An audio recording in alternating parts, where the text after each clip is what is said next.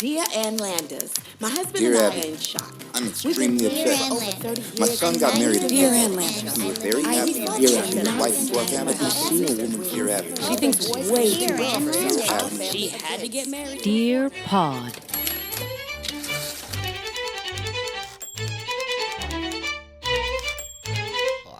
Hi, everybody. So what's new? Nothing much. Nothing new. There's nothing new that's happened in my life. First of all, it's March. I just want to state that we're recording this in March. This episode is dropping, I think, first week of April, correct? Second. Oh, second week of April. That changes everything. So you and I haven't seen each other in like weeks. Yes. All I know is that I got a text saying that you're going to be on a program out of fucking nowhere, even though I've been sitting across from you for all this time. Surprise! That's right. How did this come about? First of all, everybody who is listening at home, the audience playing at home, I made my late night debut on Late Show with Stephen Colbert on CBS. Thank Art you. clap. Oh my God, Art this clap. gentle clap because these are really sensitive microphones. Yes. Art clap. That is right. Okay, so we're recording this clearly after this has just happened. A little peek behind the scenes of how podcasting works. Patty and I have not seen each other since the beginning of March, where we did like a record recording of like 5 episodes. And then we were like, I don't want to look at your face for another few weeks. Yes, so I booked the Late Show with Colbert. It all happened very quickly, which thank God, because if I was sitting on the information that I was going to be making this late night debut for longer than a week and a half, which is roughly about what it was. You would have exploded. Yes, I would have just dissolved into a pillar of salt. So tell me how this happened. Did you know that this was like That it was in the thing? works? Yeah. Like, did well- it just like, hey, so-and-so is coming to see your show. They're also the booker for... Yes, Okay. that had happened. That was something, but of course, I play it cagey. I don't need everybody knowing my business. Also because I know this industry, and you're like, the second that you're like, it's gonna happen, you're like, or, no, you know, where'd everybody go? Send the lightning down. That's a funny note on that because there is a moment where this happened. So my manager had submitted, she's now my manager. Great. This is a lot going on. Had submitted this a clip back in December. And you do all these things, you submit your stuff, and then you're like, it gets sent out into the universe, and you're like, let's see what happens here. And then, you don't hear anything for a while, and then all of a sudden she was like, the booker wants to come see you at a show. And I was like, and that is when I put my foot on the gas. And he came to see me in a show, and it was such a fun show. It was like this one of these like electric nights where everything just lines up and the audience is Where was fire. It was at New York Comedy Club, East Village, which also happens to be like my favorite room to play in because Which the is also audiences nice. are just so electric. It's like I just know my space. And also, like, I've been doing this for a minute. So I've also been going to bucket loads of therapy, which has taught me how to calm myself and get focused. It's like when you know what you're doing, you just kind of go, like everything just sort of gets very clear and very quiet and very calm in my head. I've never had that experience. Never I'm ever. Okay, I'll assuming teach you how to do whenever it. that happens. And this is why we're not Formula One drivers, I've got nothing going on. obviously. so I had a really good show, and he couldn't have been sweeter. I just took half my lipstick off. That's okay. It's okay. It was a lot. There's a lot going on. Just Demi Moore it and just smear it across your face. and like then in get The an Substance. Academy Award nominee. Oh, and then lose it to, Oh, okay. ironically, a girl who was like 21. All right. But anyway, moving on. Couldn't have been nicer. Couldn't have been more fun. It was just one of those magical nights where you're like, wow. And I genuinely thought, I was like, couldn't have done anything different. No. And then you just sort of go on with life and you forget about it. And then you'd go and get your hair dyed in Queens, like you do.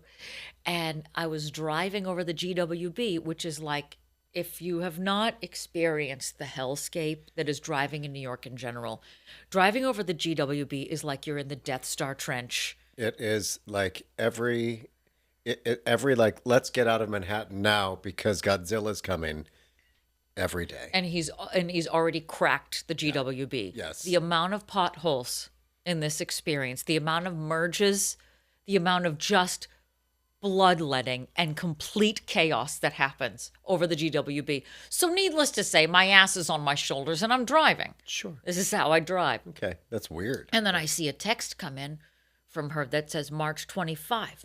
And I was like, oh my God, is it happening? Is it happening now? And then I was like, but I need my hands on 10 and 2. And I was like, I can't reply to this text. And then she called me and I was like, what is it? She was like, you're making your late night debut. And I was like, Off the side. Exactly. And I crash into a Corolla, which crashes into a semi. And, and they were like, a ginger boy caused a 50-car pileup on the GWB today. News at 11. On the way to get his hair dyed. So Clay Aiken. well, he was missing for a while, but he was back on the GWB. I don't know, but he was wearing that blue jumpsuit. I don't know, it's women's. Strange. I hate you. So I get the news. I get so excited. And then I go to my hairdresser. We all know about my hairdresser. We call her hairdresser because that was, for those who don't know the old episodes, there was like a huge tornado out in Jersey, and she's like, oh my God, are you okay? Also, are your bangs all right? I'm very concerned about your balayage. They blew off with the wind. Be careful with your wig in this weather.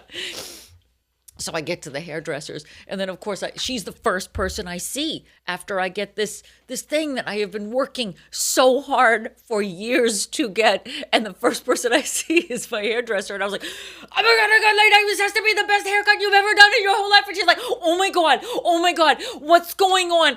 And so then she's like over scrubbing my hair, and like the nails are going in my head, and I was like, this is a lot. She got a Paulette from Legally Blonde or something? Yeah, Jesus Christ. Everything got dialed up to 10 really fast. Also, I can't even imagine what the Verizon network looked like. It was like one of those red thread boards where it's like Klondike 5, I'll connect you to because I called everyone in my inner circle. They called everyone in their inner circle. And then the word went out across America. And by across America, I mean Boston and New York and New Jersey. But, all the calls went out.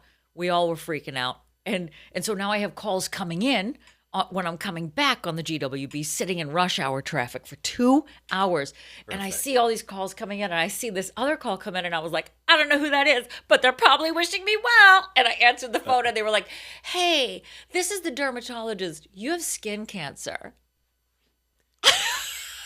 Send the lightning. She can't possibly ride so high. She can't have a good day. Just be pure. God was like, you like that? You love that late night debut? Send down a melanoma. His ash is really just an asteroid. Just spreading asteroids all around. Exactly. The McGuire girl. We need to send her one. We need to befall something upon her. I haven't befallen anything in a long time. I said the McGuire girl. Who's that boy?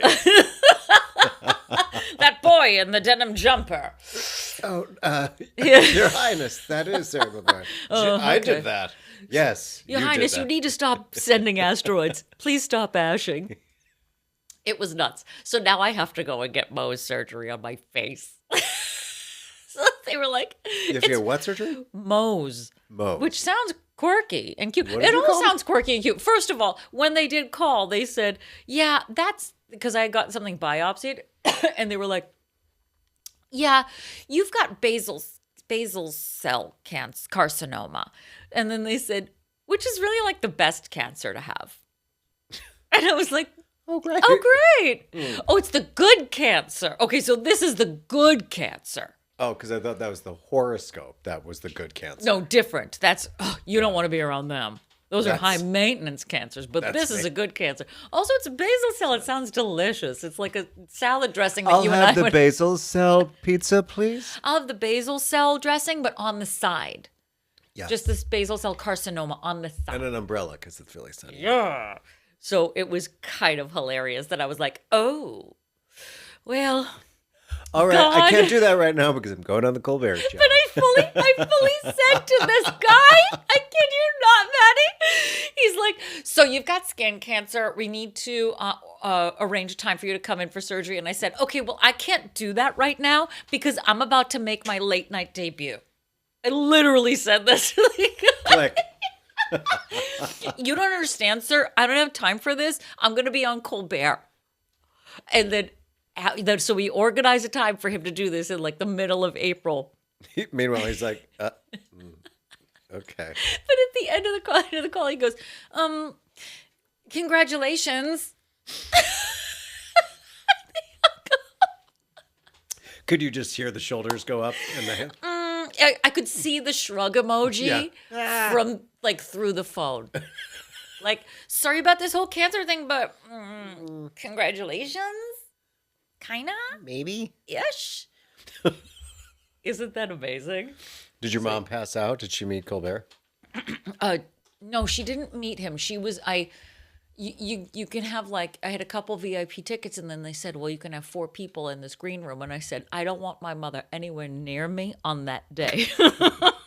I want my parents Get to that woman out of there. experience this, but I don't want her within my eyesight because I know that she'd be buzzing around in that green room like, This is like one of those old Hollywood movies. Your mother's here. Not in my dressing room, she's not. put her out front with the rest of the rubes. It's raining out. Put her outside with the cat. Hillbilly. We don't have a cat. Buy a cat. Buy And a cat Put her and a- next to it. Buy a cat, put it outside, and then put my mother next to the cat. But it's not even raining. Turn on the fire hose. So I have to do everything. I'm on Colbert. Congratulations. I guess. Oh my God, my fake lashes are gonna drip down my face. It's so good.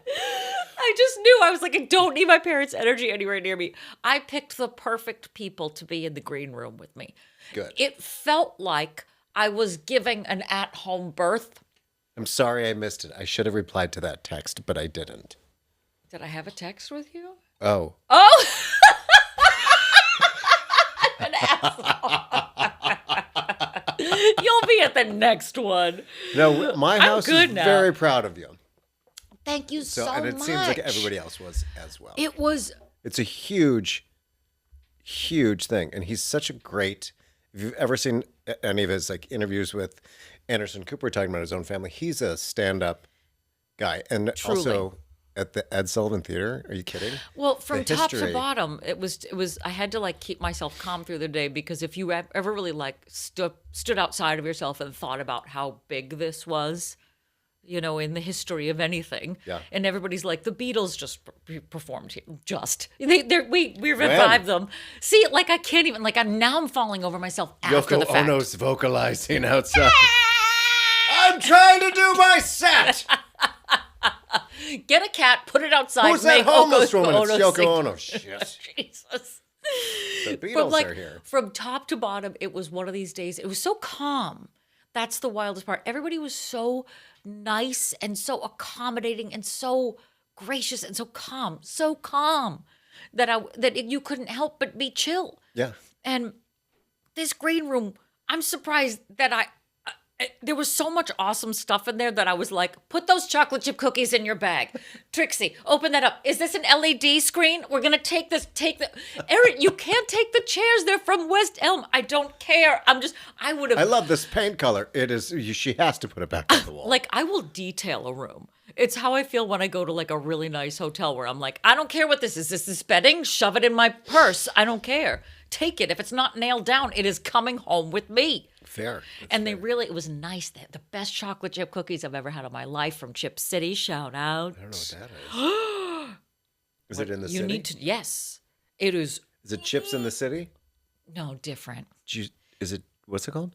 Yeah, Chip and then City? he goes Chips in the City, and then you hear, I'm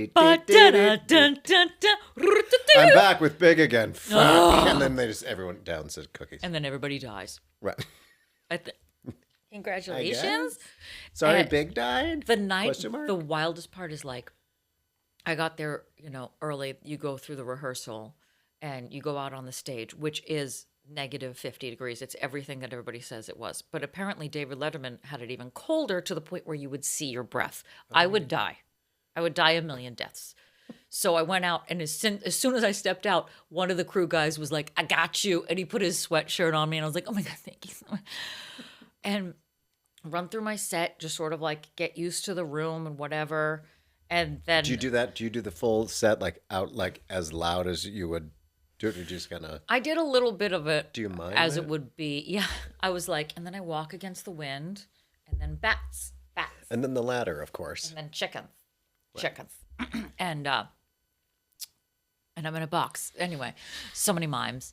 And I did a little bit of it, like, I didn't do it like full-throated, but it was good because I made some of the guys in the crew laugh, and that's when I knew I was like, oh, I feel good. It actually like relaxed me.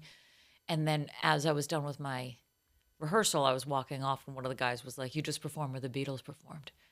And I was like, whatever with that. I know Pearl Jam was here.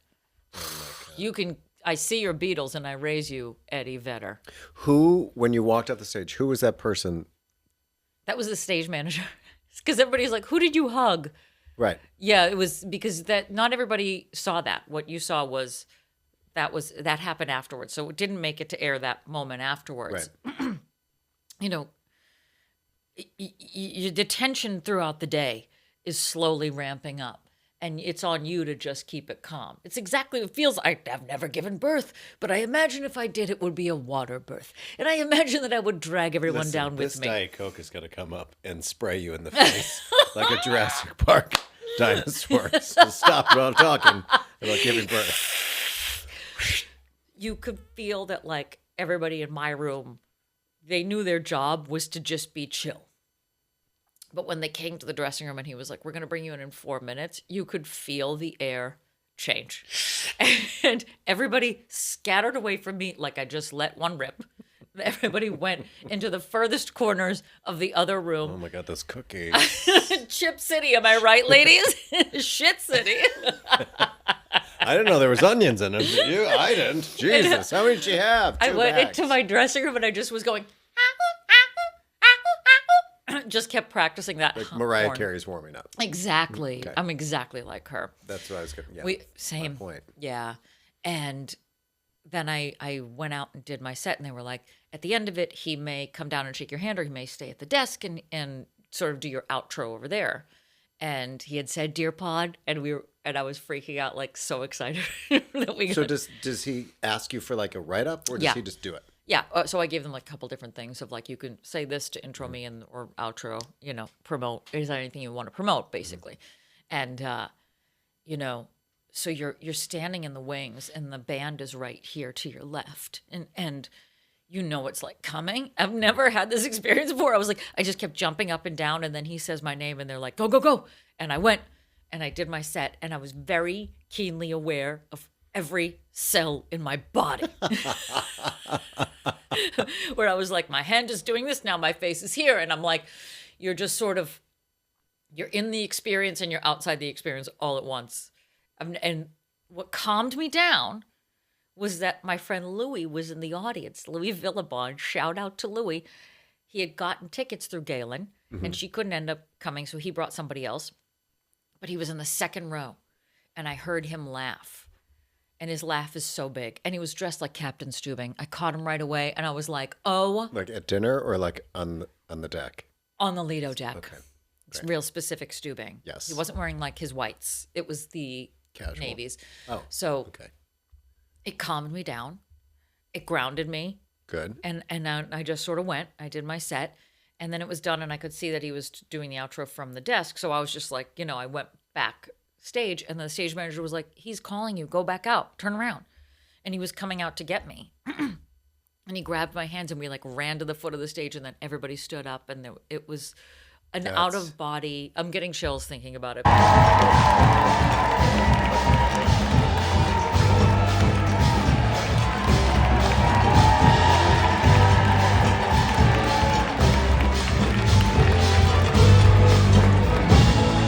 To feel that you're in that moment, I was like, oh my God, I'm in the Ed Sullivan Theater. I'm getting a standing ovation. Stephen Colbert just brought me back out. like, this is, And all does the it get garlic- better? All the garlic cookies I could possibly All eat. my garlic cookies are just sitting right here in my chest, just waiting for me to. And he looks like the type of, I mean, he seems so genuine. He is. He couldn't have been nicer. Like, I didn't meet him before the show, which, thank God, Right. because I just wasn't in a headspace to do Yeah. any of that. But you can hear, it's also like, you can see how well a show is run based on the people who are at the top. Yeah. And I'm in the dressing room and you can hear people cheering, I assume, as he came down the stairs. And I think that's probably something that they do as a ritual every day. Yeah. And the fact that everybody you encounter from every step of this experience is a reflection of the ship that he's running.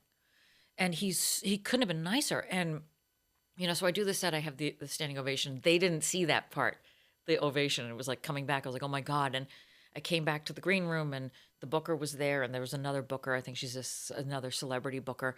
And it was just cool. And I was just very chill and we're all talking. And then there's a knock on the door and I turn and it's Stephen Colbert. And he's walked into my dressing room and I was like, oh my God. And then, like when your voice gets ratcheted up, like this is my voice and I'm talking like this. All of a sudden I meet somebody like that and I'm like, Oh my God, that was a wonderful experience. Thank you so much. it's like all the nerves go right to my voice box and it just goes, it goes up about 5 octaves. And he was so sweet and complimentary and said some wonderful things to me. And they were all there to see it. That was the other thing. At one point I forgot. I was like, oh my God, there's other people in this room and they're with me. So I don't know. Jules can tell you more about what that experience was like. He couldn't have been nicer and more like just down to earth and talking as like one comedian to another in that moment. And it was so phenomenal. Would you do? And then I stole the LED screen and then Right. I took the chairs and I told Jim to bring the car around because I was taking all of these cookies with me And the stage lights. and the station. Where did you guys go after that to celebrate? After that, here's the other funny part. So pack up everything that I brought, because I brought every piece of clothing that I own, just for the record. I had decided on the denim jumpsuit, but I needed 15 backup outfits. Just in case. You don't even know. I don't. So now I'm packing up my whole closet. Oh, and they have like a Polaroid wall where anybody who's been in the dressing room, you take a Polaroid of yourself and you put the picture on this board and you're looking at pictures of Carol Burnett and Tom Hanks and they were all in this dressing room.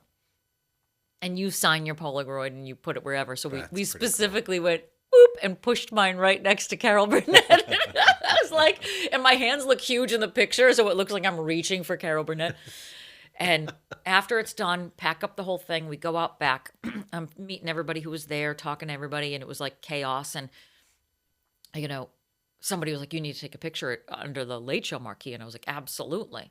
So we're following, and I notice that there's these guys who look like security, and one of them is securing this corner, and one is behind me. And my mother's like, I think that's security for you.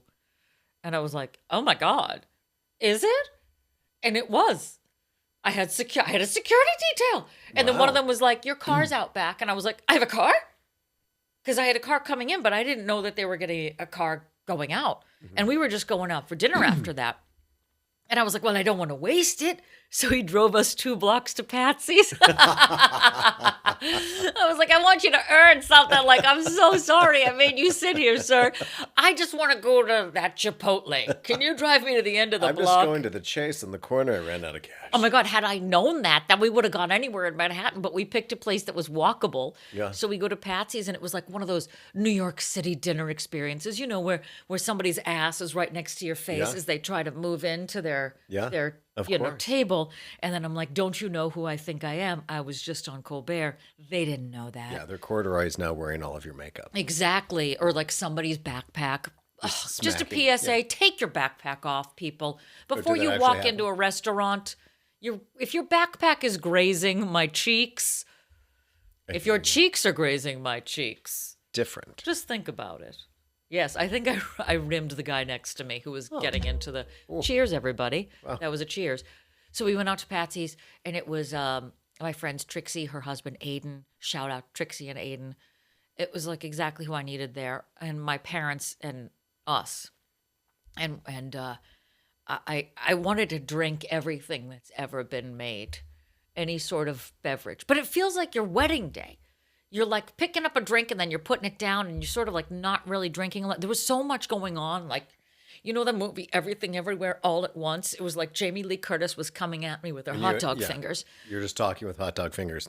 They're not really your nails anymore. Exactly. So. And everyone's trying to eat them because obviously everyone wants a hot dog. It's naturally. Right. Yeah. Congratulations. And then after that, we hung out with Trixie a little while longer. And then I went down to the East Village where it all started.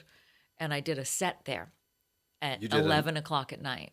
Wow. This is all in one day, Patty. I did a set at 11 this is o'clock. like Wicked. One short day. One long day in the shitty city. But it was a magical New York City day. Did they just announce you? Erin McGuire, who just made her. Yes. And I was still wearing the jumpsuit, famous jumpsuit. And then they had a watch party for me at the club. So we put all the TVs on and everybody sat there and we all watched my set. Like I was there with a bunch of comedians at the end of the night, surrounded by like the people that you want to be surrounded with who know how hard it is to do what we do and how hard we work to get those things. Were you the only one that has been on late night No. in the group? No, I don't think so. Oh. There's lots of comics who have done all sorts of late night things, but it was. But like Colbert, I mean, that's kind of a significant. Yeah. What you did. I don't think maybe there was. I don't remember. It's not like you did the Dr. Drew Pinsky late night show. Exactly. Oh my God. After Next MTV, stop. Yeah, after MTV's Undressed. That's amazing. For all 5 of you lonely men like myself. If you guys are still up, wait until the Dr. Drew Collins show. This will put you right to sleep. If you loved that shitty Undressed show, that was 25 minutes of porn. If you like, what was the tap out or whatever it was? Next. If you like the next boss, you'll love Dr. Drew's late night show. I'm a chatty top. Next. What? You're lost. What did I say? Congratulations. So yes, and though I ended the night and they got a cake for me and it was lovely. And I got to say, one final note is like you want to be surrounded by people who are in this like race with you too, which is so. They were so supportive and so cool. What was wild to hear was comics reciting my joke as it was being said on the TV. It's almost like you've written a song that people know the lyrics to. And at the same time, I was like, okay, it's time for me to be done with this 5-minute set if they know this front to back. I was like, all right, next 5, please. Next. No clown noise. I'm a chatty Scratch. top. Next. So all this is to say, it was an amazing experience. If anybody from The Late Show is watching right now, thank you for making me a part of it. It was the best day of my life. Sorry, James. Well, it's right up there with the wedding, I swear. And I am so thrilled that I got to do that was my late night debut on that show, and that I got to have the experience that I did. Very happy with it. And on that note, it's time for this late night show that is happening on a Monday night for us, which never usually happens. Correct. It's time, everybody. Are you ready? Yes. Welcome to Dear Pod, the comedy advice podcast. I'm your host, Stephen Colbert. And I'm Maria Callas. And we're coming to you from the Aha Bar in the beautiful Pineapple Ranch. Can I hear it? You suck. That was the dermatologist. Yeah. Hey, sorry to break the I'm going to bring things down here. Yeah. Hold on to these weights, will you? Great set. Here, catch this medicine ball. Let's get real. And let's get real this week, baby, because this week, every week, all weeks, we are bringing you the advice articles of Ann Landers and Dear Abby. We're hauling them out. We're making them drive 2 blocks to Patsy's Italian restaurant, where we're going to sit them next to some finance bros who are celebrating somebody making $1 billion. We're reading their articles, damn it. That's what we do this week and all week. So follow us on your social medias. What are you waiting for? At Dear Pod Official on your Insta, on your Face. At Dear Pod on your TikTok. Find us on YouTube. That is right. If you are not watching right now, what are you... See, you missed that moment. That was the straw sticking to my arm. That was the straw that It was broke the camel's back. magical. So follow us on YouTube, youtube.com/DearPodOfficial. Check out our website, DearPodOfficial. Have you figured out it's DearPodOfficial everywhere? Except for TikTok? If you haven't, I can't help you, damn it. But you can help us by joining our Patreon page. Did you like that segue? Wasn't that good? It was seamless. Patreon.com/DearPodOfficial, where for a mere $5 a month, you can become a subscriber and get extra special tidbits in your inbox every week. And do the usual things. Rate, review, subscribe, smash buttons, give us love, give us beautiful, delicious reviews. Don't say anything bad, because Lord knows We don't want to hear it. it's out there. We don't like it. I don't like that. I don't like constructive criticism at all. No. I am perfect the way God made me. If I wanted to listen to someone rip themselves apart, I would just listen to my own brain. Exactly. Listen, I've already done it. This is I've done why it better than whoever's on the interwebs trying to rip me down. I've already done it. it's more important I've that already you done the work. surround yourself with the people who lift you up. That's why I'm alone. That is why I'm single. That being said, I will say the funniest thing that Moth said this weekend. Oh, so you could tell that they were getting really nervous, and we told her that we were going to spray her with a little water bottle if she said any of the following trigger words, and we gave her sort of a list of things to steer clear of. Sure. She did a very good job. Right up before they go to leave, and she goes, "Oh, God, it was amazing. I was worried you were going to choke."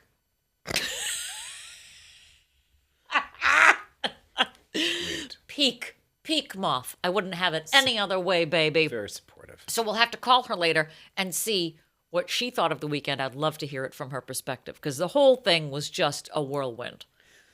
Well, if it's not complimentary, we're just going to hang up. Okay, that's good. All right. No, that's just a good. don't need to do that. I was so nervous, Patrick. I was shitting my pants. I didn't know what to do, because she lives through all of it. She. This is why I was like, put her in the audience, but put her out of eyesight. Where's that cat again? Well, this year. Oh my God, it's not you guys. I'm still so scrambled. I was going to say. It's been a wild week. Oh, and our dog had to go and have ACL surgery 2 days later. He tore his ACL. So the house has been upside down, inside out. So you basically Boy, had to me. everything all at once. You're Everything, literally everywhere, all at once. Hot dog hands. Jamie Lee Curtis. Exactly. My hot dog hands hit the microphone. I'm sorry, everybody. So this week we're picking our next theme, which is unwanted guests. We have found articles. I'm a wanted guest, though. I was a lovely guest. Yes. This is week correct. we are talking about people who have overstayed their welcome. Unwanted guests is the theme. We have found articles to go with said theme. From Ann Landers. Dear Abby, do you want to kick us off, Patty? Have you even spoken in the last half hour? No, I haven't. But I'm not on this podcast. Warm up your pipes, I'm baby. not on this podcast this week. This is from the Daily Sentinel Tribune, Bowling Green, Ohio, December 9th, 1970. Dear Abby, my brother got married a year ago, at which time he and his wife moved in with our widowed mother. It looked like a good deal for everyone because Mama owns a big house and was living all alone in it. Well, the three of them lived together for 1 year and it didn't work out, so Mama asked them to move. Now for the problem. My brother and his wife refused to leave.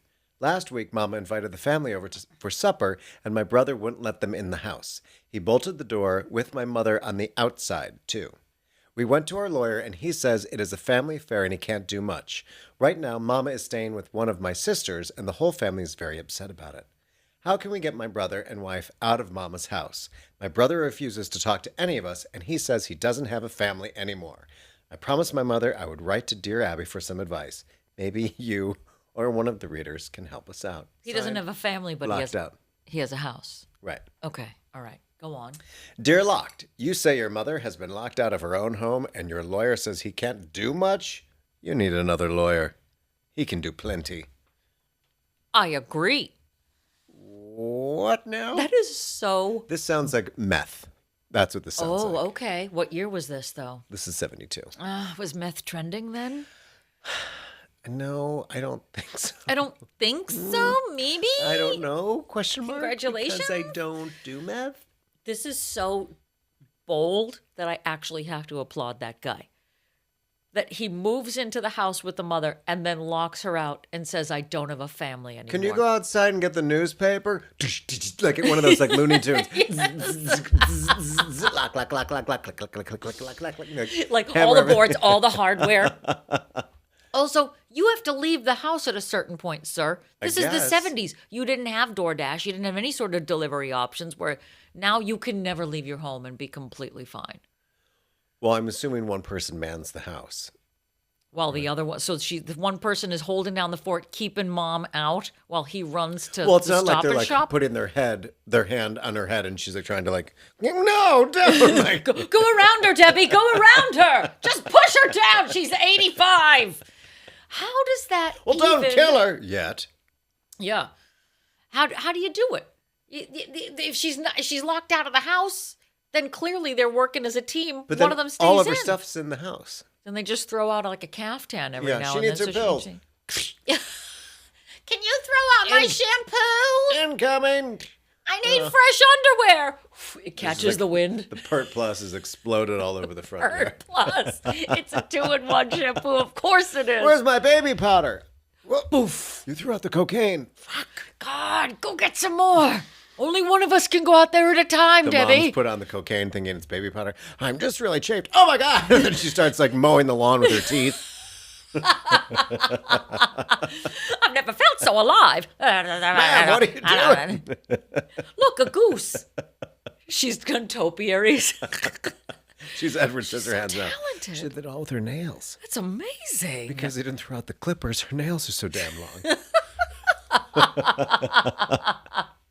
How can you do this? How can you lock? First of all, this is just some kind of absolute jerk. Yeah, but this exists in my family, just FYI. Without saying any names, I know certain family members who have basically horned their way back into the home that the person is living in, and they sort of go, my home now. And then this other person just keeps getting relegated to smaller and smaller parts of the house. It's like you want to tell me, but you don't want to tell me. I want to tell you, but I can't tell you because it could get me in trouble with my family. But everybody in my family knows who this person is, Everyone and they knows what think you're he's a saying. jackass. Oh, great. So yeah, it's great. And then they basically just take over the home and Interesting.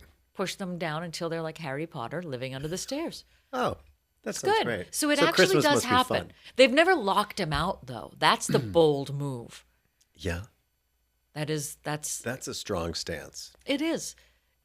And like how you going to stay? What lawyer couldn't get that woman back in? Well, there's like squatter rights now, which basically it doesn't matter what you do or what you own because they'll always default to the squatter who Which doesn't live. I None of don't it makes understand that. any sense. That's why they can't throw a lot of people out on that meth row that I live on. And Down on Meth Row. Yeah, because for some reason, the jurisdiction protects the people that are horrible. So what I'm saying okay. is, fuck humanity. don't understand it. I hate people, Maybe you have a better article than I do. but I smell good. That's all that matters. Okay. I have a new perfume courtesy of the Swag Bag at the Late Show. Is it Zest? No, it's zestfully clean. It's a Pert 2-in-1. There was Prada perfume in there. What?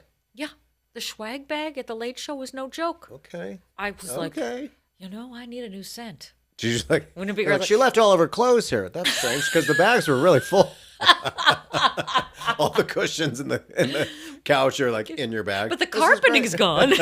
I told you this Swag Bag is amazing, you guys. There's a flood in the green room. What are you talking about? Ma'am, why is Stephen Colbert in that tote bag? Don't ask questions. Oh, Is shut that up. a sink? Shut up. Stay in there. God. I have an article for you. I do indeed. It comes from the Thousand Oaks Stars, Thousand Oaks, California, June 4th, 1975. Unwanted guests stink after 3 days. Dear Islanders, I'm a 14-year-old boy who has two problems, my aunt and my uncle. They live 200 miles from here and come every month and stay for a week. I have to give up my bedroom and sleep on the floor because they are guests. This aunt and uncle have two children who live in this town, and I don't see why they can't go stay with them. I love that this kid talks like he's a 75-year-old man. It can't be an actual boy. I refuse to Probably not. believe that. When I complain to my mom and dad, they say I am at that age. Some answer. What do you think about a kid getting treated this way? Signed, Displaced Person. Dear DP, if you were asked to give up your room for a couple of weeks at Christmas or Easter, or for an occasional weekend, I'd say okay. But according to my figures, you are spending 25% of your nights sleeping on the floor. I don't think that's fair. How about a pull-out sofa or a double cot for your aunt and uncle since they're such frequent guests? Suggest it and quote me. P.S. You might also quote the wise man who said relatives like fish begin to stink after 3 days. Ian! Wow. That's a lot of visiting. For a week every month. I recently Oh, I like where this is going. I'm sitting was back. asked if someone could stay in my house. And I'm like, sure. For like, what, 2 days? I love where this is going already. And Go on. it's like, I'm like, well, I'll have to double check the schedule. And it's like, great. Here's when I want to come. And it's actually 5 days total. I'm like, that's a long time. Now, for those who don't know, Patty has a new home Correct. in an undisclosed location. Correct. And he is renting it sort of as an Airbnb. He's Correct. Airbnbing it. Yep. And is this In order person to make money, Yes. obviously to pay for it. It's naturally. Yes. Now, is this person It's paying brand new. customer? What? Or is this No. person paying you? No. That's the other thing. 5 days. Summer. Oh. You can say no. Yes, but no. Okay. But I don't think that's an unwanted guess. It's just a very, It's a bold ask. that's like if I were to,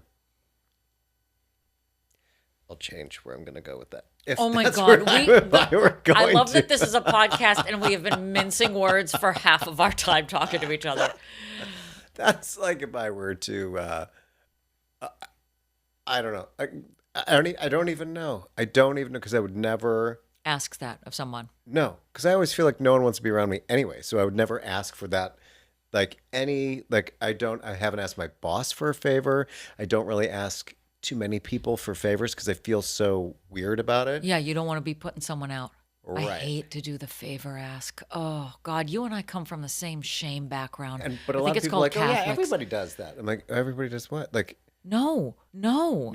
I would never, especially when it comes to somebody's living situation. Well, no, it's a living and financial. Like, it's not, it's not just like, oh, I have this house. It's like, yeah, I have a business that I'm running. Exactly. That And did you say, how did this shake down? I gotta know. hasn't shook yet. Okay. So you just received said information. Yes, because I was like, of course, because who would possibly ask me for more than just 2 days, right? Why? How? It's kind of like, oh, can I borrow your house? Oh, great, can I? Because I've got this football team that's coming, and they all have dogs, and High heels. right, and a pterodactyl, and by the way, And by the way, they make a lot of sauce. Oh, right. And they drink a lot of red yes, wine. we like to do a lot of cooking with a lot of oil. They love to stain. Yeah, they're big stainers. They're big smokers. Oh, Smudged chocolate okay. and feces, did But I you already- mention? But you already said yes. Oh, yeah, but And they do ayahuasca. what are these buckets of vomit in this house? I am fascinated by this ask. You and I have such similar shame patterns. I think that we were just raised right. If I do say so myself, that I would never assume that. Well, this is also why I'm very bad at networking, because I would never. You never reach out to do any sort of asks. No. Oh, I know. It's because it's nerve When you're- wracking.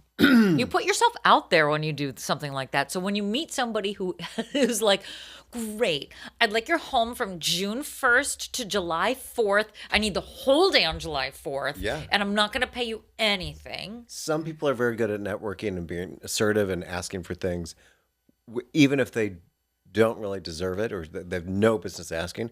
But a lot of people are like, sure. There's a lot of very generous people like, absolutely. But Yes. this yes. isn't networking. This is a bizarre overreach. Don't know yet. But I don't understand how people don't think twice about asking I something. think it's also because it hits me different because I just never would. I wouldn't do that myself. Yeah. Yeah, I would not even ask my mom, hey, mom, can I get a loan for ... No. No. I mean, she's helped me, obviously, when I was younger. She was turning tricks. Right. But I mean, it's not like I was like, can I have $100,000 loan for my house? Can I have a never loan? happened. It's like vacation when he's like, can I borrow a couple dollars just to get through? Yeah, how much do you need, Eddie? About $53,000. Oh. You take a check. Wow. We're going to have to do a follow-up on this particular story because I want to see sure how it'll you shake handle down. it. I'm We're sure an it'll shake advice down. podcast. We're a comedy advice podcast. But what advice would I give to you when it comes to how to deal with somebody like that? Now, you can't fully give up 5 whole days in the middle of the summer. Unfortunately, no. The thing is, that's the conundrum is like I'm as generous as I could possibly be within reason.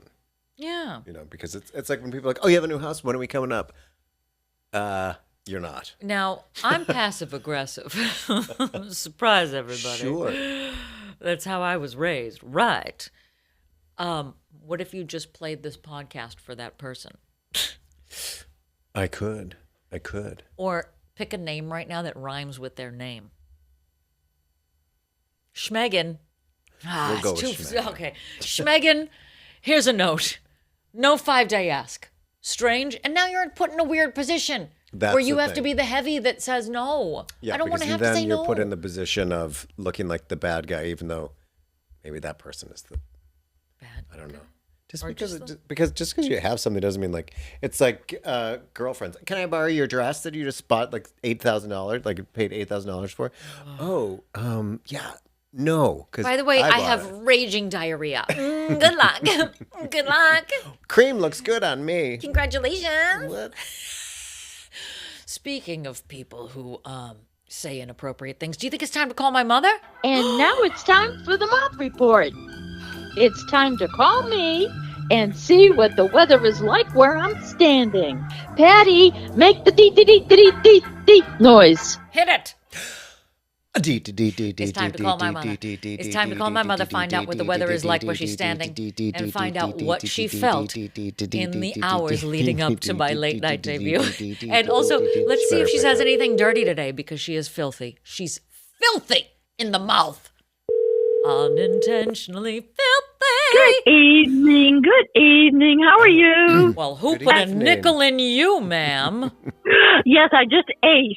What did you I'm all have? charged up, and it was so cold today. It made beef stew over mashed potatoes with crescent rolls. So something soft light butter. and on your diet. I think I just gained 20 pounds just with you I reciting. think I what you just had. shat hearing crescent rolls. Christ.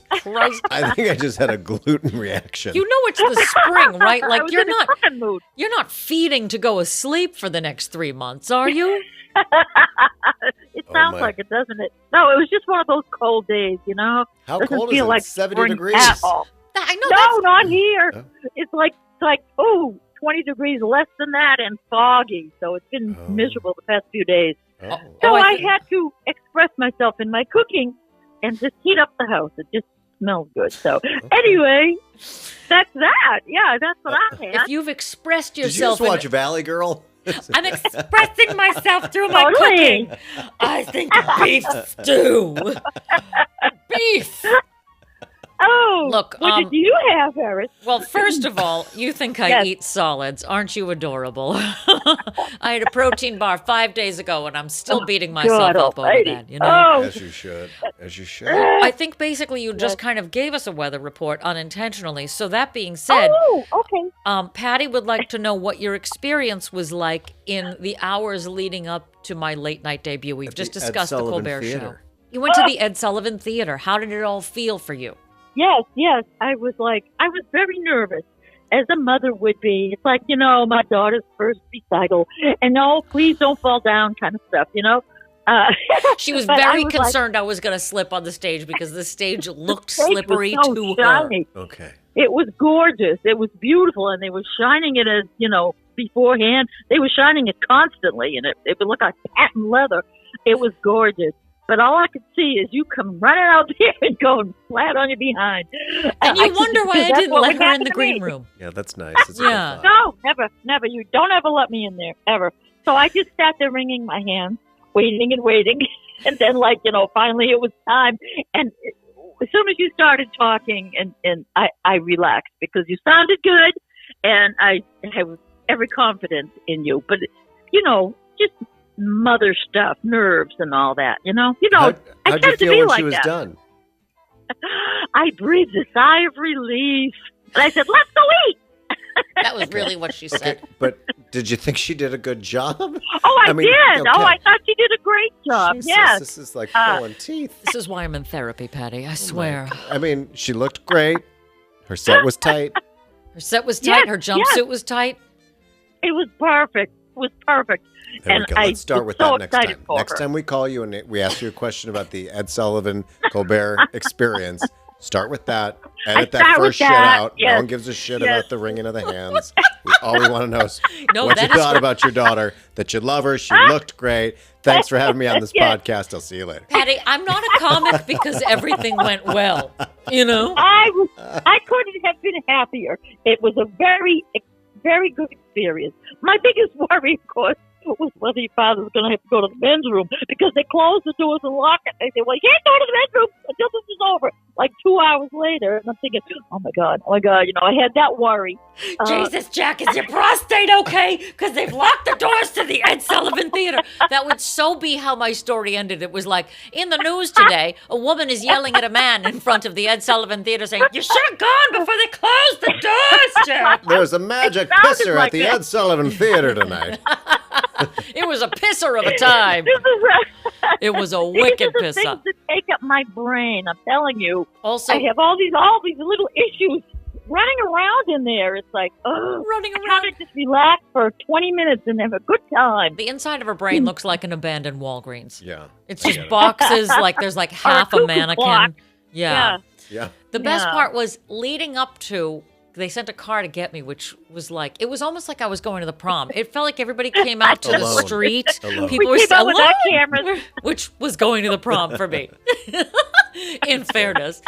So, but in the, people don't understand, like, when there's like a tension in the air that's building, when you watch what happens to the people who are around you. And she was like, they both of my parents started to get louder and talk faster, and they didn't mean to do it, but they were like, hey, Jack, I brought these cookies. They're in the kitchen. You should have some of those cookies. And he's like, no, maybe I should have those cookies. You should have some of those cookies.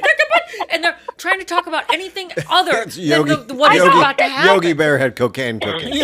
I know Hey, it boo is. boo, I think I'm going to have some cocaine cookies. I'm going to go deliver a baby in the parking lot. What do you If think about anybody this, boo-boo? needs me, I'll be in my picnic basket. They both started to dial up the energy without I'm talking always, about trying anything to else. distract you from the fact that there's a car outside to take you away. Oh my God! It was like, grueling. I got in the car with the guy who, by the way, the driver's last name was McGuire. I felt like that was on purpose. I get in the car and I'm like, just drive faster. Get me to the waving Ed to her. Sullivan.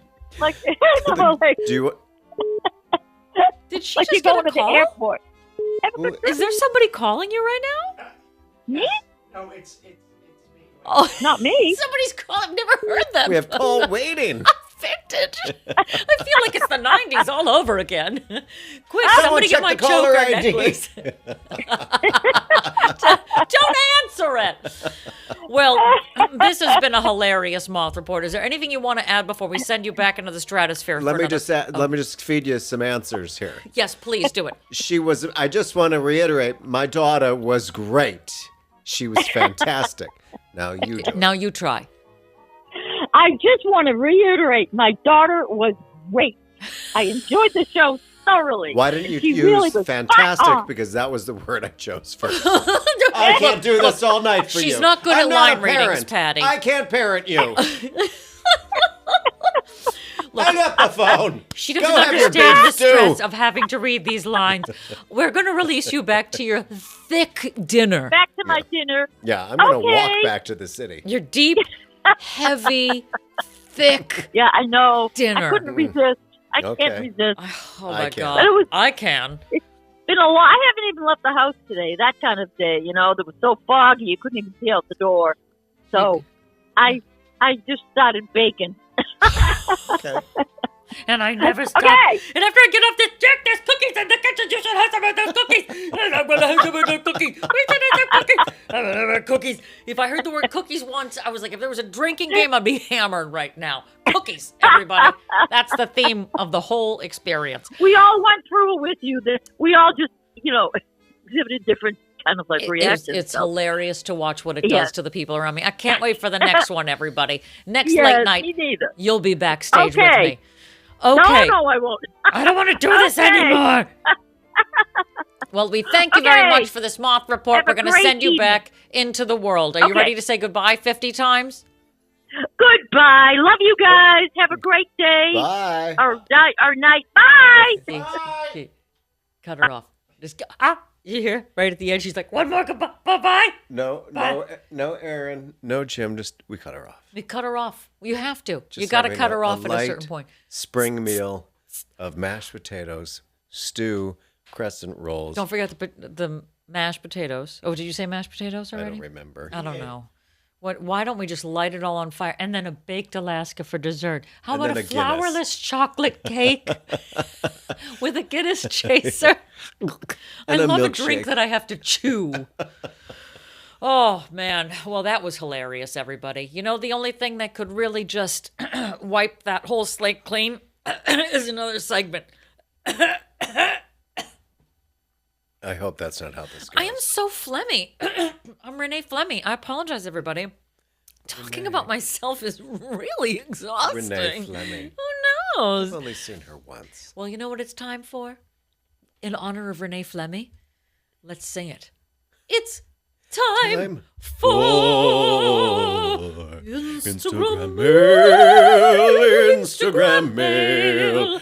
We're I'm giving you reading the letters, not from your mother, Nothing like that. who's no. having pot roast when it's 85 It's degrees really outside. Somebody get me Something a on the crock diet of French side, onion soup. It's like mashed 110 degrees potatoes, outside. It's meatloaf, 110 degrees in everything I'm eating. stuffing a big was turkey. She will make a turkey in the middle of summer. She has been known She's to do a that. fucking psychotic I know. person. I'm telling you, one time I went up New Hampshire to visit her, hot as balls, 98 degrees. There's no air conditioning in that house. And she's like, I made a turkey with some stuffing. You want pasta? No. I don't want any of these I remember things. having pasta growing up when it was 1,000 degrees outside, and the house is just like, just damp. Sweltering. And you're like, why are we? I once did a comedy show in the dead of summer and the air conditioning had broken. They just had one sad fan and a woman ordered French onion soup and I couldn't get past it. I would have punched her in the vagina with the soup. I did a set that was 20 minutes. 10 of those were dedicated to that woman eating that soup because it was haunting me.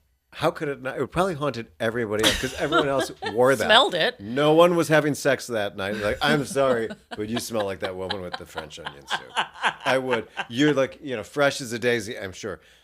But you smell like that soup. I just smell, it's that melted cheese. It's that like extreme mozzarella. No, And there's bread on top of it. She No. had bread on the side and I was like, you, ma'am, You're are eating an American an onion. hero. Yeah. Like, oh, I'm sorry, I just burped. No, I know. And then the cuts to you, and your hair is blown back, and it's all black and burnt. And it's Shit. humid. Yeah. No, I'm fine. I just need a little hand wipe or something. You guys, I just got lash extensions. Do you like them? Boof. Ugh. They're welded to your face. Oh, all right, everybody. It's time for Instagram mail. Please write to us. Instagram at Dear Pod Official. Slide into our DMs if you have an advice question that you would like answered by the both of us unqualified jackasses on the air, or email us old school, dearpodofficial@gmail.com. We should get extra old school and just get like a Hotmail account just for shits and giggles. Yes, or Somebody Earthlink. gave me a Hotmail account the other day and I was like, you're joking. This is just a way of you saying, I don't want you to contact me. I sometimes go through my boss's Earthlink, my boss's email. I'm like, oh, this can't be someone's current email address. Oh, no. People are still out there with Yahoo. They're just out there freeballing it with a Yahoo account, an AOL. Oh, No, you have a Yahoo. Oh my God, you do have a Yahoo. I do. But I also have a Gmail. I can just give up the one. Give up the Yahoo. Why? Get Where's like all my stuff. Let your Yahoo go. it says But then something about yourself. But then everyone says my Gmail account is too long. What's the name? It's my entire name. Which is even confirmation name? What are we talking? Short of that. What is it? It's patrickedwardobrien@gmail.com. Email him, patrickedwardobrien@gmail.com. I can't change that now. No, you no one else can't. has that. No, but there's a reason. Because it's too long. But your Yahoo has underscores, which I think are worse. You know what? We need to Let's cut move this on. one. Anyway, no. It's not no. about me. I want you to email Patty and tell him he needs to get rid of that stupid Yahoo account. I don't know what I would do without Patrick it. Edward O'Brien. What if a casting director is trying to contact me? I laughed like a villain. No one's contacting you. Patty, no one likes you. Thunder, lightning, that boy. Cancer, basal cell. Get her, boys. On that lovely I note. saw you on that Always MaxiPad commercial in In the early 1986. 2000s. Oh, I went further back. You Girls bitch. still wearing pads. Go on. Read the Instagram mail, will you? Dear Pod, my friend wears so much cologne that often when we are out to dinner, I can only taste his Abercrombie Fierce cologne and not my penne with rabbit ragout. In fact, I see people react to his cologne and I have to silently signal, it's not me, so that they don't think I'm the pollutant party. How can I suggest to my friend that being less fierce is actually okay? Signed, Peter LePew. I say this as I smell my Prada. Go on. Oh, I smell my Prada. It's not Abercrombie, though. I know. I don't wear that, just for clarification. Dear Peter, nothing is worse than your scent entering the room before you do, except if it lingers hours after you've left. There used to be that old trick of spraying your cologne or perfume in the air and gently walking into it and have it caress you, not douse you. But somewhere along the line, people have ignored that tried and true method and commenced with the perfumery equivalent of water torture. The worst offenders are the ones that hit the gym after thoroughly dousing every inch of their bodies in some Walgreens cologne knockoff that will surely rip some skin off your body or at least erode nasal passages to unsuspected gym goers at the squat rack. I suspect your friend is an adult, so I'd like to first question his use of Abercrombie's Fierce at his age. Is it a mantra or a death wish? Fierce. Maybe your friend watched American Gigolo one too many times or is a big fan of the tan and tire Jersey Shore. Either way, you need to put an end to his stinky obsession. Otherwise, he will be at a party of one the next time he goes to dinner. I'm going to pull off my white diamonds and wish you luck, as it surely will be a sensitive topic. Maybe you can subtly say, geez, I paid $250 for this caviar, but all I can taste is the Cherry Creek Mall. Jesus Christ, are you trying to ward off evil spirits or cover your own IBS? Less is more, and in the case, none is best. I'm sure all the clothing has enough residual fierceness stuck to it that the fabric cries when it goes to the dry cleaners. However you deliver the news, do it quickly and fiercely. Spray, delay, and walk away. That is the biggest takeaway from the original Queer Eye for the Straight Guy. People still quote that. Spray, delay, walk away. I actually could probably take a page from that book, but my perfume, which before last week, it was, I always use Dolce & Gabbana. Yes, it's Charlie. Just say. Naturally. Everybody who's anybody wears Charlie. Just say, don't do it. If you buy your perfume at CVS, question your life. But I use Dolce & Gabbana light blue, very, very light scent, and it burns off very quickly. Sure. That I do have to douse myself in, and then I feel it fade. Okay. Throughout the day. But scents are very important, especially for me. I have a very sensitive nose. Sure. It's not my original one. I was going to say. Thank you, Dr. Zenderoff. Anyway, I've said too much. Dear Pete, you eat rabbit? I'm equally offended by that as much as any bro stank oozing out of Abercrombie. Every time I pass an Abercrombie in a mall, I leave a wide berth so I don't get the smell of frat house date rape on me. Who came up with that whole store concept of Abercrombie? One guy in a boardroom went, let's sell jeans to 19-year-olds. Make the store dark, like really dark, so they don't even know what they're buying. Let's hose the whole place down to the strongest cologne ever known to future finance bros and Blair Morgan Wallen. I want this to be the worst rave anyone has ever gone to. Let's blast all 5 senses so they don't even know that they just dropped $300 on sweatpants made by kids in Taiwan. But I digress. You can't take responsibility for your friend's horrible scent choice. If he wants to smell like a Color Me Bad concert in 1998, that's his choice. But you can tell him to stop bathing in it. Addressing something sensitive with a friend, such as smell, hygiene, or their horrible choice in girlfriends, can be a sticky wicket. Many people will say you have to approach with kindness. Take a gentle, delicate, hot first approach that makes your friend feel comfortable. But that's not me. I believe in using a mallet, not a scalpel. Address it head on with humor. Hey, insert name here. I get that you love cologne that reminds me of doing cocaine at Limelight. But can you not dump the whole bottle over your head before we go out? I'd like to taste my food, not the ghost of my 20s. Coming at it with humor and lightness while still getting your point across is the best way I have found to deal with such things. And if he doesn't get the hint, find a friend who doesn't shop at the aging D-bag store. Good luck, you stank-adjacent son of a bitch, and happy confronting. Ian! I wanna sex you up. I know you'd like that. I wanna sex you up. Nobody knows any lyrics beyond that. That's the only lyric I know. I don't know. I don't know any other song. I don't think I do either. It's just a series of them like squatting down in like some kind of abandoned train yard. I know what you're talking. Singing, looking at the camera. Why like, are you guys always kneeling an inch off the ground? Hey, what's up? I'm gonna tell you a story about me falling in love and making love to you on a train car. What? Also, if they were to do a concert now, they wouldn't be able to kneel like that. They'll never get back up again. No. Like, I'm just gonna do the rest of the set down here, if that's all right. Color Me Bad never got back up.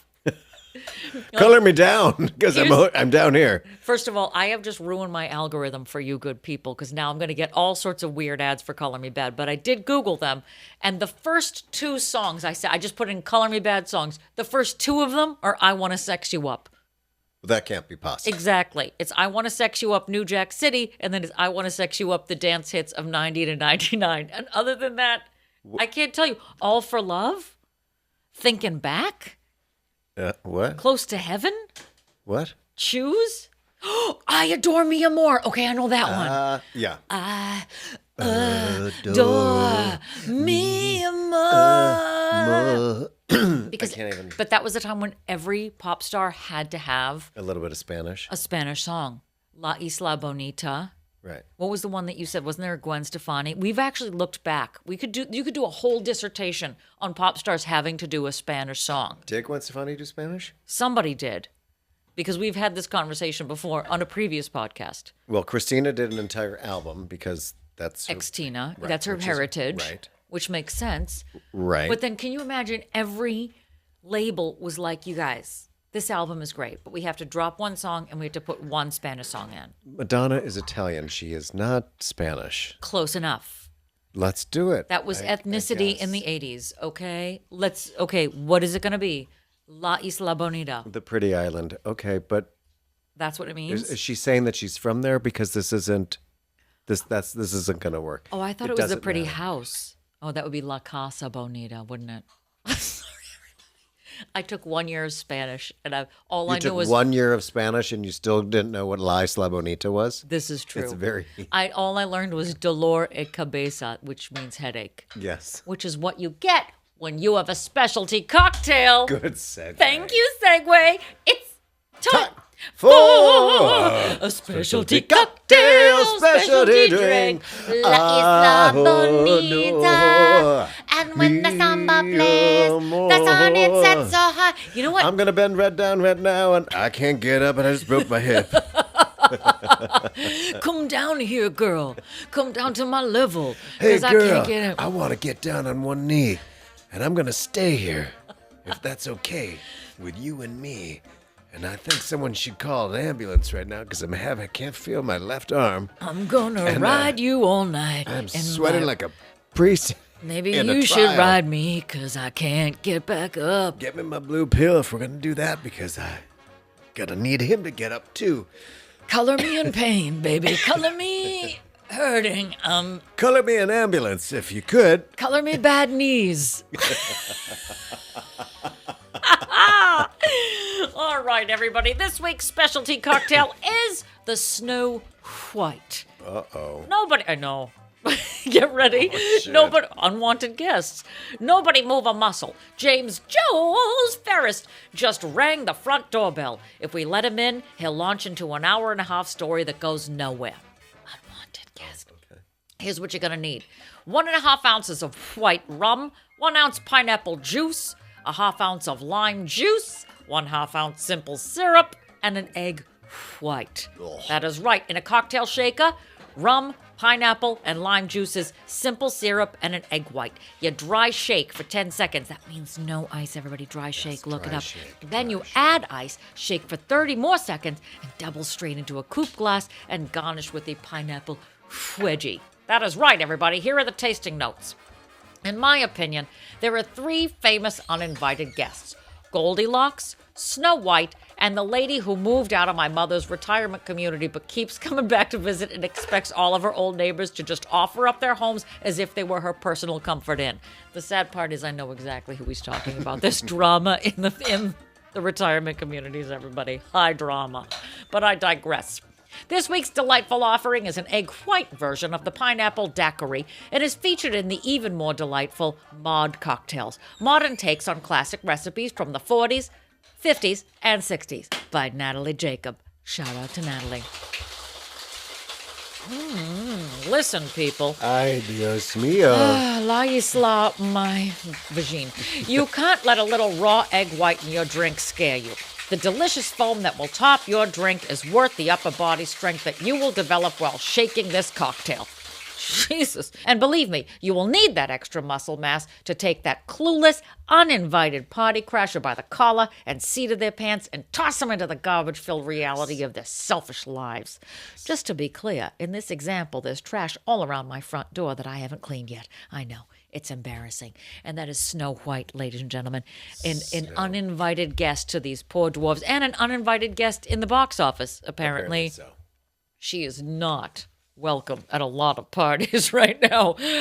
Everybody clear for Rachel Zegler. I would not know who she is if it wasn't for this drama. Well, apparently she's across the street from me for the past year. Oh my God, are people throwing eggs and egg whites? She's in that Romeo and Juliet, which closed. And Juliet? Just that and Juliet? Oh, it was a whole Romeo and Juliet? Like the whole thing? Circle and Square.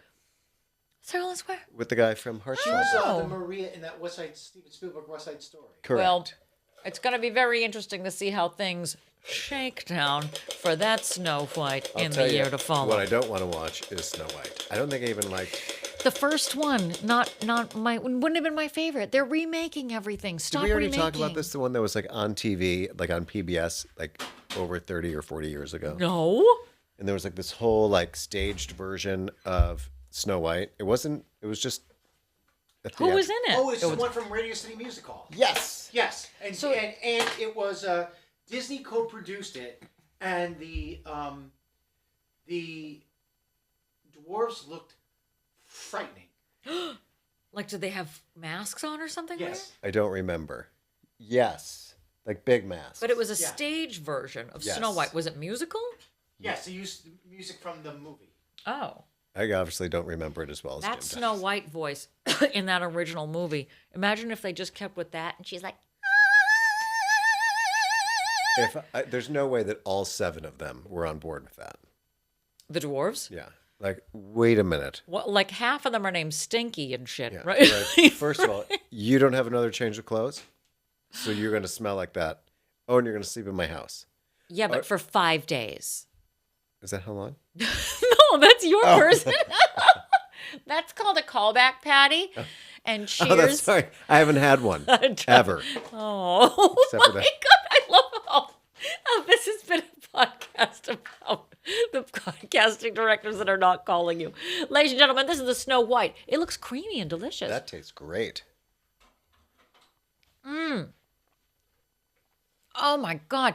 This is like a lighter, sexier, more colada. adult version of a pina colada. Yeah. Exactly. Oh, I like that. It can't be like dietetic, could it be? Is it like less? Is it like less Yes. calories? Yeah. Sure. Set Yeah. the scene. Am I at TGI Fridays? I had a casting director when you paid for like to audition like in a one You of those paid to settings. play. Right. Okay. So you go and you do your monologue or whatever, and then I think I've already told you this. No, this It- sounds it was- fantastic. And I'm drinking now, So so I'm doing definitely. one dramatic monologue, and this is the woman. Just on her phone the whole time. It took. Was this back when they everything- had T9 Word, though, in fairness? I don't know. She was maybe as close. The room also. Was it that- a flip phone? Probably. Okay. The room was probably as small as how we are right now. I'm basically. So if I were standing up right now, that's how close we were. So did you do the passive aggressive thing where you started the monologue and then you just transitioned? So you're like, you're doing a Shakespeare monologue and you're like, lay down your honorable load, if honor may be shrouded in a hearse, or if you're just a bitch that's on your phone and not paying attention to thou ist a beep that nerd out. I was completely aware of it, including when she threw her phone on the table, which was a plastic table. So imagine. I think we all know what that sounds like. Did she exhale hard to like, oh, I just need to get my $50 and get the hell out of here? It was something similar, and I walked out like, "Are you done?" Because I think I cleared the room and I said, "Who's in charge of this?" You said that? Yeah. Oh, this To turns me whoever's- on. I love confrontation. I said, "Who books these people?" Like, "Oh, it's just whatever." I said, "Because this is horribly disrespectful. As painful it is for me to pay and play to do this as a professional who's already worked. If you know what you're supposed to be doing here, the most disrespectful thing to us is to be on your phone." And then you they're stormed like, out "Oh, and you we-" said, "You they're hear like- me, Spielberg? Did you hear me?" They're like, "Oh, is someone doing that?" "No, I have Tourette's and I'm just talking out of my ass. I'm giving you another monologue that you didn't listen to." The monologue from the rear. Just, lay down your honorable load. And I do mean there's a load coming. Wow. And that is called professional acting. How's the drink? Delicious. Fantastic. This episode of Dear Pod is mixed and edited by Jim Ferris and is a property of Pineapple Ranch Productions.